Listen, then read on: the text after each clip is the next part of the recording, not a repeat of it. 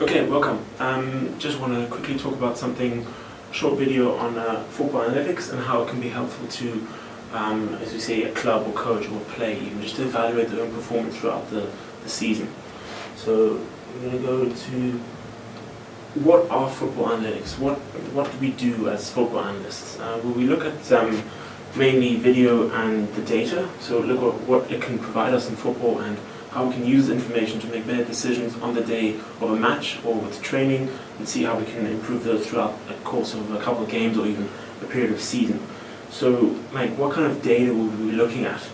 It's mainly collected objective information, so in a sense, number of passes or shots from a certain area, looking at maybe then how we can incorporate those into like visuals so the coach and player can understand them, such as shot numbers, shot locations, player profiling. So what do some players do better than others? So in a midfielder, some midfielders might have more passes or more touches in the opposition half, take more shots, make more dribbles. We can look at that, visualize it, and see which one is actually better visually throughout that we might want to replace when our actual midfielder leaves next summer. And then expected goals, which I'll look at in a different video, but still very important concept with football analytics. And then how is it useful for the future? Well, we can use it to analyze team and player performance, and also then look at obviously the opposition for the next game or what they're doing in a couple of games' time, using past performance indicators. And then examples. So this is at the moment work I currently do. Currently do with the German Bundesliga.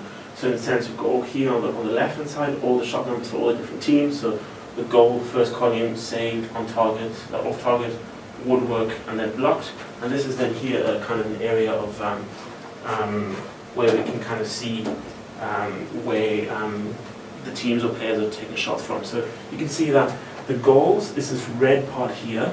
So that's where kind of most of the goals are scored.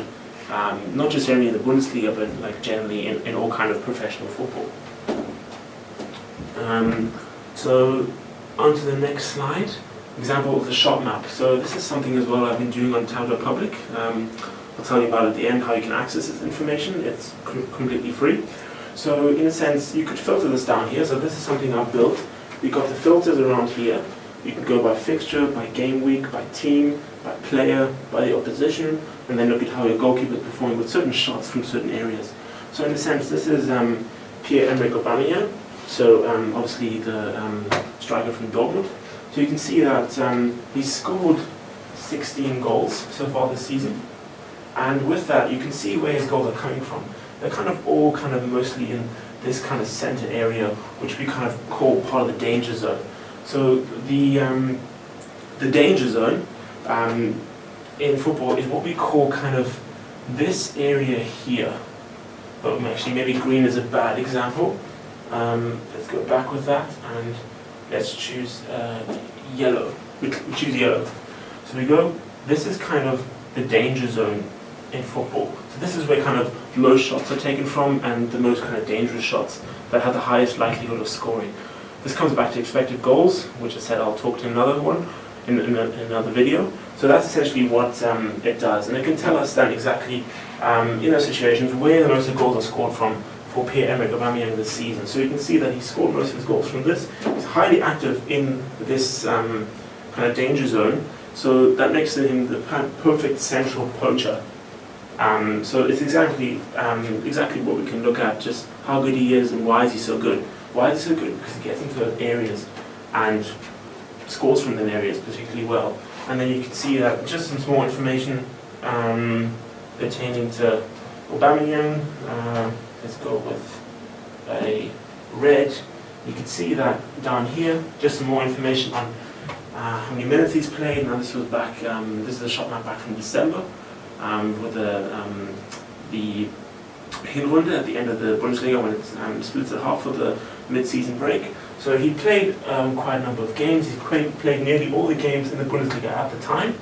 So here, 14-9-4. He had 56 shots, which was one of the highest in the Bundesliga, but obviously scored most of the goals from that.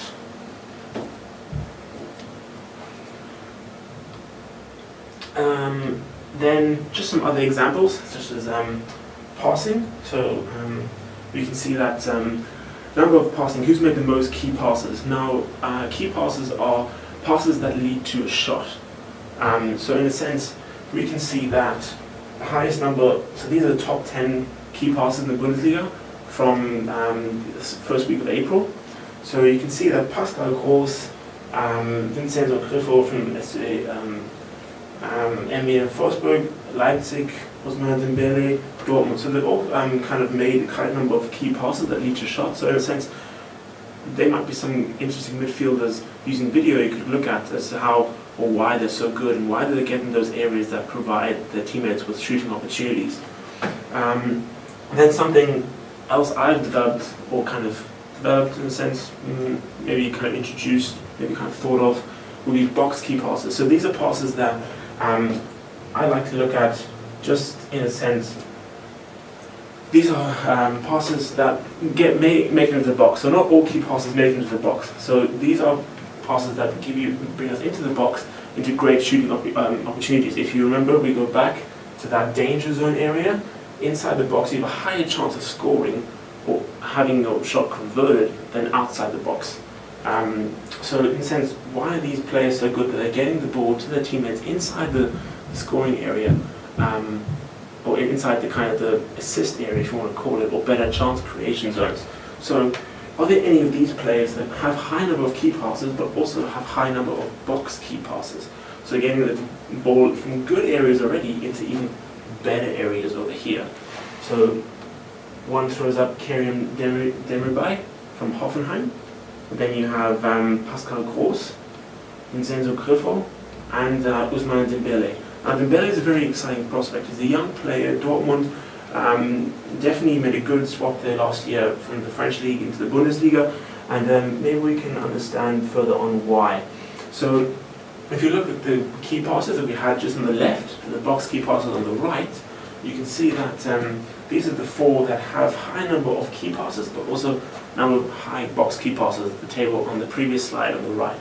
So you can see that here blue represents key passes. So while Pascal Groß has the highest number of key passes, he doesn't exactly bring those forward into the box into more dangerous areas where teammates can have a higher or shooting chance from. On the other hand, Ousmane Dembele from Dortmund, this kind of green line represents the percentage of box key passes compared to the general key passes. So you can see Ousmane Dembele, he's getting those key passes, but he's getting them into good positions for his teammates to score from. And then you can see Karim Demirbay does the second best, and Vincenzo Grifo, and then Pascal Groß. From Ousmane Dembele, Dortmund, as I see, we've seen him that he's high in getting those chances for his teammates, creating those scoring opportunities. But why is that? So look at the video, you can see does he get into good positions, or is he just naturally talented? What is it? So let's just look at it here. Okay, I'm going to pause it right there. So this is the game against Freiburg about 2 weeks ago. So if we look at the area, you see we've got here we've got Freiburg, Freiburg, Freiburg, Freiburg, Freiburg, Freiburg, Freiburg. So all in black, and then we'll do a blue for Dortmund. So you can see that this is a kind of a counter situation here, where in a sense Ousmane Dembele has such a high kind of space around him that Freiburg haven't kind of closed down. So you can see that if you look at this kind of here, this is a massive area in front of goal to leave free for such a creative midfielder. So this is kind of zone 14 area we call in football. It's the most kind of dangerous zone to assist from. It just creates a number of scoring opportunities. So we've noticed that the amount of space there is quite free. Now, what does he do when he has the ball from that situation? So you can see that he cleverly just puts the ball through there, into there.